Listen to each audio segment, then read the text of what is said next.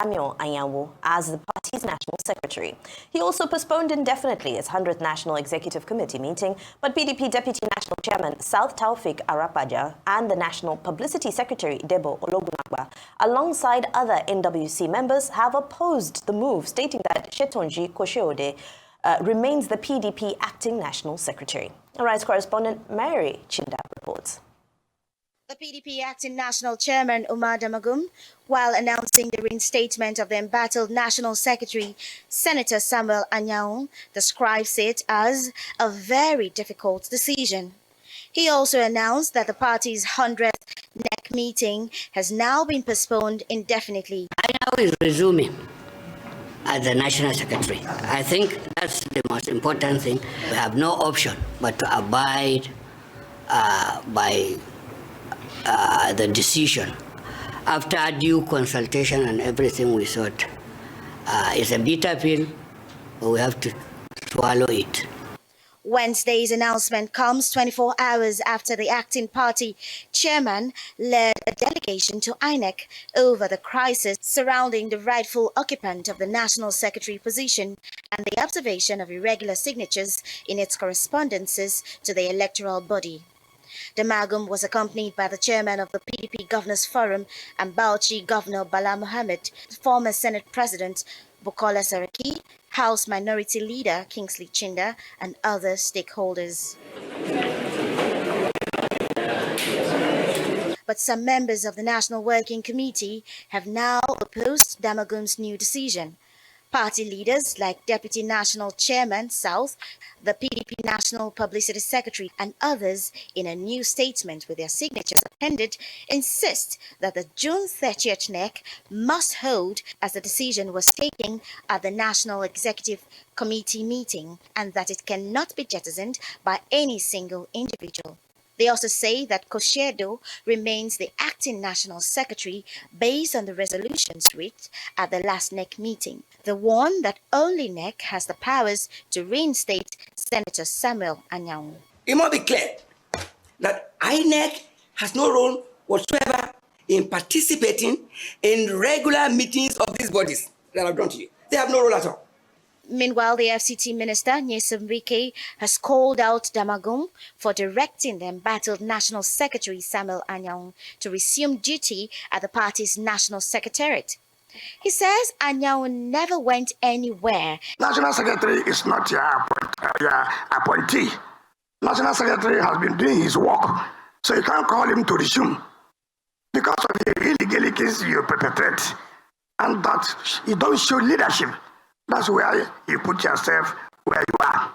With the party's 2023 presidential candidate Atiku Abubakar championing a new coalition devoid of the PDP, the deepening crisis in Nigeria's main opposition party continues to worsen. Many now worry if the party might not go comatose before the 2027 presidential polls. Mary Chinda, Arise News. Oh, one day, one trouble for the PDP. Rufai. I think somebody said the other day the party was in intensive care. I think at this point in time, I don't think the life support machine is working any longer for the PDP. Because for you to be in intensive care, you need life support machine and, all the machines to be able to aid you to be alive.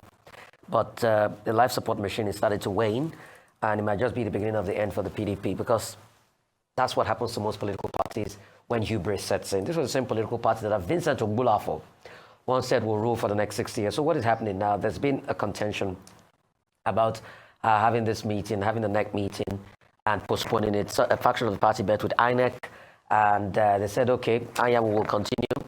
That was just yesterday afternoon. But prior to that time, Wike had said, no, Anyanwu was already doing his job. So why do you say Anyanwu will continue in the first place? And then the next thing, another faction came and said no to what Damagum said. So obviously, it shows that the party is rudderless. There's no leadership. There's no consensus. So nobody knows what will happen. So those that still believe that a miracle will happen in the PDP must be a miracle of the century. Because as it is now, I don't know what is going on with the PDP. I mean, it's all gone. Concerning Rivers, you see, I'm shocked that the Nigerian Senate is sitting there over an aberration in the first place, a democratic and constitutional aberration in the first place. The declaration of the state of emergency was false. And you presiding over that is presiding over an aberration in its entirety. and going ahead to be able to get somebody that will head the state's resident electoral commission for a state of emergency and putting the sole administrator as an aberration in a democracy just demonstrates what Fela sang in a song, calling demonstration of grace democracy. And it has gotten to the point that that's what we practice in this country. So they are both debating over a role and a position that is sole administrator, not democratically elected, serving in a democratic government, overarching democratic government, is going to appoint. This same Senate went ahead to pass 1.4 trillion budget. The democratically elected government put forward 800 billion, but because he had squabbles with his political godfather, and they pushed him through a state of emergency under the guise of security threats, which, when we look at it, we're still asking for the empirical fact that led to security threat in the first place. And everybody supports this aberration because it suits them. You know what happens when a country starts to go on this path? In no time, you'll see a lot of chaos because people will be disgruntled. And in no time, it will make mockery of the institutions. And you see, when a democracy starts to falter, the first bellwether you will see are the institutions. There's going to be an all-time lack of trust in those institutions. Today, if I put a poll forward and say, Nigerians, please vote, do you trust the institutions in Nigeria, democratic institutions? The result will be overwhelming. And maybe for good measure, we can put up a scientific poll. And when the trust is eroded in your institutions, people don't believe in institutions, then there's a big problem. Dr. Abati enunciated one of that tenets yesterday when he talked about the Senate being a rubber stamp. When we're talking as regards the budget, extending the tenure of the budget and running concurrent budget cycles. This is another indication. The Senate went ahead, did not even take empirical lettered votes. They took voice votes over a matter of national emergency, like a declaration of state of emergency. Isn't it indicative why a lot of Nigerians have lack of confidence in the Senate as a whole? So we are not surprised all of this is happening. And you see, it's only but for a matter of time. Once the institutions suffer lack of trust, the people stop trusting the institutions, then the decay goes further. Then hegemons start to take over. So it's now always a government of the strongest, the biggest, the man that can circumvent you already, he's had to destroy the institutions. And that's what Nigeria has become today. And when that happens, it's no longer a democracy. It becomes a government of kleptocrats. It becomes a government of what I call bullycracy, government of the bullies. And that's what happens. So it will be on record that we said it while it's happening in the Nigerian case. And for those that support the perpetration of this evil, it will be on record that we said it because it will come back to haunt all of us. The president signing those tax bills into law, like I said, that bill is a living document, but I'm happy. And even if I criticize them, I will commend them as regards that tax bill because we did bring forward a lot of scrutiny when it comes to that tax bill and we looked at it. But there are still many things we'll need to look at because it's a living document. I yield the floor because of time. Okay, where do I start from? Let me start with Rivers. The big argument here is that the budget has been approved, 1.4 trillion for the government, the sole administratorship of Ibok Ete Ibas, who is from Cross River State, and that to oversee the proposed local government elections in River State, you have someone from Cross River State, where Ibok Ete Ibas also hails from. So at the heart of the argument is about indigenship and qualification.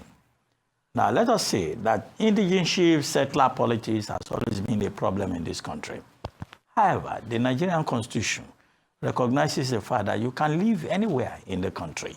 You can be part of any part of the country. Now, one of these persons on the floor of the Senate was quoting federal character. But there is nowhere in the enabling laws, either in the Constitution or in the Electoral Act 2022, which is the operative law, where it is stated that the chairperson of a river state or a state independent electoral commission must come from that particular state. Second, it's a 7-member panel that has been appointed to oversee elections in River State. Now, out of those 7, 6 come from River State. Only one person, Ude, is from Cross River State.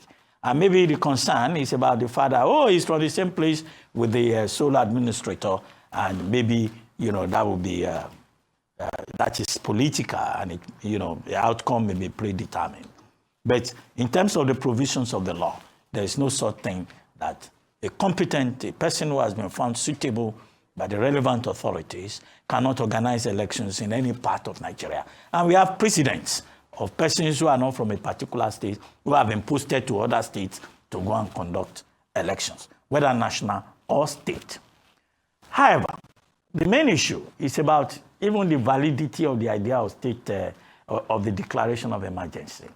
We had argued on this table that, look, the Constitution does not give the President of Nigeria the powers, even when he can declare a state of emergency, when there is war, and when there is a request from the state, and when there is an imminent breakdown of law and order in any part of Nigeria.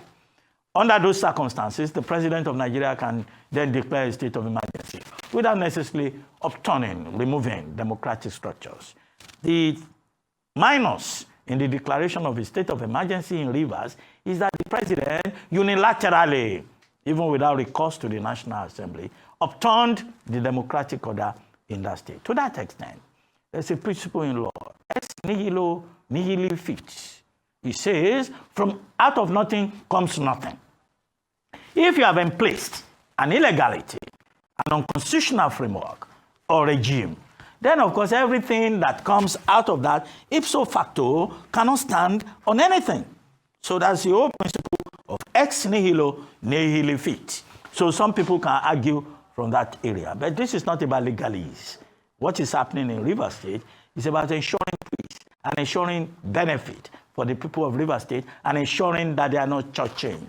Section 11 of the same 1999 operative constitution, as amended, gives powers to the National Assembly to make laws for the Federation and any part thereof, consistent with the clause about where there is a breakdown of law and order, a request in any part of country or any part of the country is at war. These are the contradictions that have been played up. But in any case, we'll see how it is resolved. The way to resolve it is to resolve it in the interest of the people of Rivers State who need their democracy restored, not a regime of illegality and unconstitutionality imposed on them without prejudice to the kind of arguments that some other people have been trying to put up for political reasons. And we hope that all of this is not political, about some people trying to retain control over Rivers State. But I will leave that part as we watch developments. I have other issues to comment on. Tax.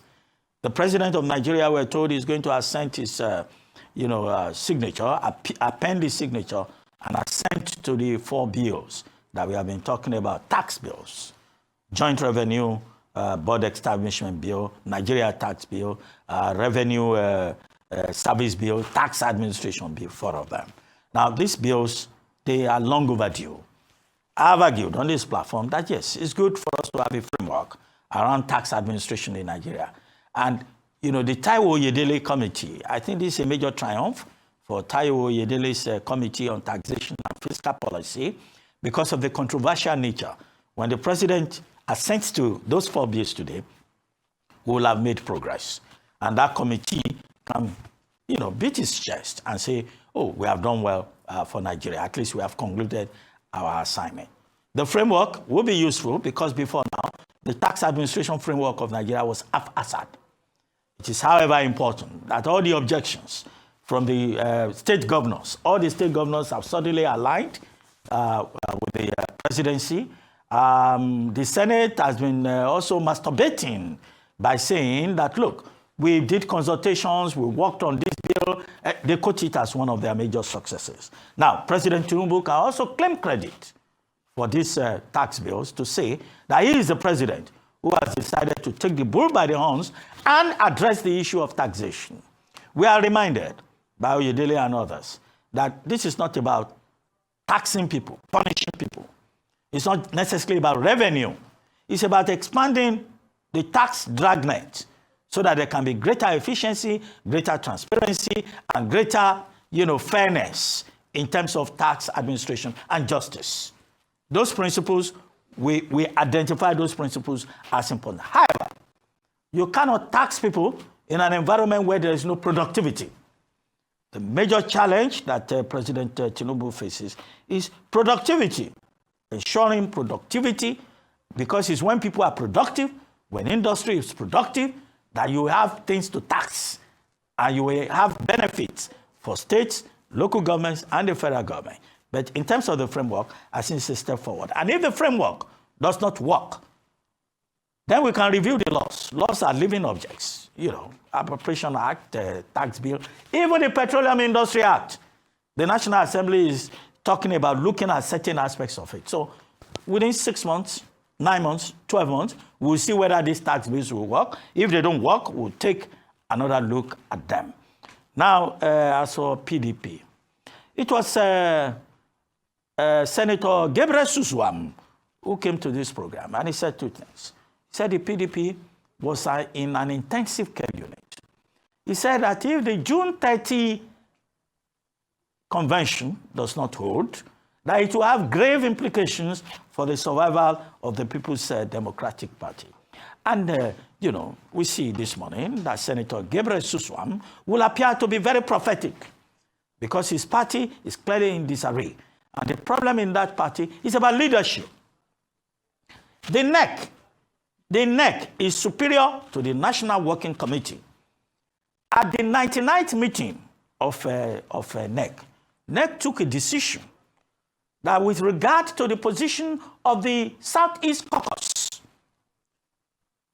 that matters relating to the objections of the Southeast Caucus and to the secretaryship of the party will be resolved June 30 at the general meeting of the National Working Committee. And now what Ambassador Damagum's intervention has done is to derail all of that. Now, where is the Southeast Caucus in all of this matter? Because Southeast Caucus is saying that Sunday Anyang is not their man. That it is Michael Ode. Is that his name? No. Michael Ode is the Inec person in Rivers that we're discussing. It's Sunday Ude Okoye. That is their person, whom they recommended. And that the Southeast Caucus of the PDP doesn't like this idea of the National Working Committee or NEC dictating to the Southeast, which is a major part of the party. That's the argument of Senator Adolphus Wabara, who happens to even be the chairman of the Board of Trustees. So where is their voice in this matter?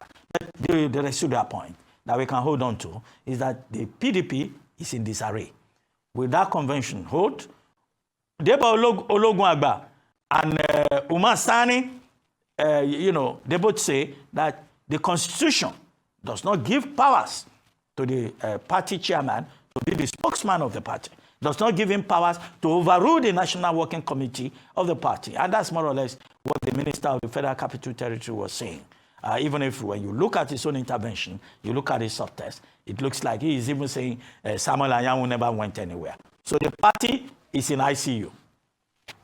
Absolutely. I think we can all agree on that point. Now, I'll just rush through everything very quickly. I'll begin with the PDP. And the question is, what is really at stake for the PDP at the moment? Because the stakes continue to get higher. Number one, we're aware that INEC has announced election dates for governorship elections in Ekiti and Osun State, which will be July and August of next year, meaning that mobilization has started in those states and soon will be gearing up for protests. Now, with the National Secretary issue in dispute, what will happen to those elections? Before, we would have thought that, possibly this is a minor issue that will be resolved in good time. But it's becoming clear that even with the creation of several committees, the factions continue to become deeply ingrained within the PDP. You have that faction that is following Governor Makinde and is growing in its traction and is becoming more vocal. Of course, you have those who are loyal to the Minister of the FCT, Nyesom Wike, and the party continues to pull in different directions. What else is at stake? Dr. Abati unpacked the Southeast inclusion in the party, with threats have been sustained from Southeast, from various members and key chieftains in the region, that they're ready to pull out because they cannot consistently live under an umbrella that continues to fall apart and continues to betray the very fundamental foundations that it was created under. And in the spirit of defection, we're now seeing some statements from key chieftains in other areas who are also beginning to express the fact that they may also be open to crossing the floor. Yesterday, I watched Kola Ologunagba being interviewed by Adeso Amorowan, and he said that, defection might be an option at some point. Senator Gabriel Suswam as well said, at some point, he's open to looking at his options. And you look at the registration of 110 new political parties, the proposed registration that INEC announced yesterday. So those who want to jump ship from PDP are spoiled for choice as to where they want to go and where they will take their constituencies moving forward. So this is a critical time. In Osun State, the governor who is supposed to have the state machine, the party machinery backing him to fight for his life, because the issue in Osun State continues to become more and more volatile by the day. However, he doesn't have the full backing and the full attention of the party at the moment because the party is in disarray. So several issues compounding when it comes to the PDP. We wait for June 30th to see whether there will be a NEC meeting and who will be present, and if it will be disrupted in the same nature. We've seen several PDP meetings being disrupted in recent times. Very quickly to tax.